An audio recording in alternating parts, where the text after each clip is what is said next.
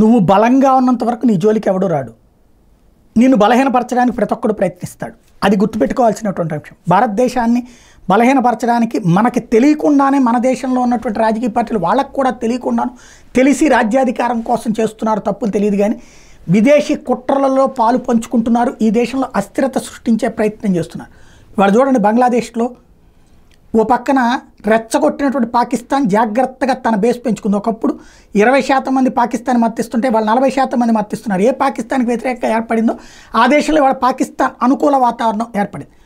అదే సందర్భంలో చైనా దాన్ని రెచ్చగొట్టింది. ఇవాళ పోనీ చైనాకి ఏమైనా ఆర్థికంగా ఉపయోగపడే పరిస్థితి ఉంది అక్కడ? లేదు. అదే కానీ చైనా అక్కడ చీఫ్ లేబర్గా మార్చడం అంటే మొన్నటిదాకా అక్కడ జీతాలు పెంచమని డిమాండ్ చేస్తే చైనా ఆ దేశం వదిలేసిపోయింది, వ్యాపారాలు వదిలేసి. దాన్ని వాళ్ళ బంగ్లాదేశ్ నిర్వహిస్తుంది.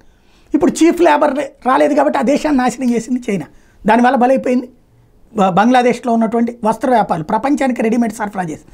ఇదంతా ఒక ఎత్తు అయితే ఇప్పుడు ఎదురవుతున్నటువంటిది అక్కడ అమెరికా తన ఎయిర్ బేస్ పెట్టబోతుంది.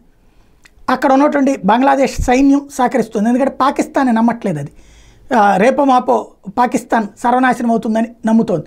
అందుకని తన మాటలు వినే పాకిస్తాన్ సైన్యం లేకపోతే బంగ్లాదేశ్ సైన్యం, వీళ్ళతో అటు పక్కన మయన్మార్, వీళ్ళందరితో సైనిక పాలకులతో అమెరికా వాళ్ళని నడుపుకుంటూ అక్కడ తన బేసులను పెట్టుకుని చైనాతో ఇష్యూ వచ్చినా, రేపు పొద్దున ఎవరితో ఇష్యూ వచ్చినా లేదా రష్యాతో ప్రాబ్లం వచ్చినా ఇమ్మీడియట్గా రెస్పాండ్ అయ్యేందుకు కావాల్సినటువంటి దళాలకి అక్కడ ఒక ఎయిర్ బేస్ ఏర్పాటు చేసుకుంటుంది. యుఎస్ నేవల్ ఎయిర్ బేస్ అనేది బంగ్లాదేశ్లో రెడీ అవుతుంది అన్నటువంటి తాజాగా వినబడుతున్నమాట.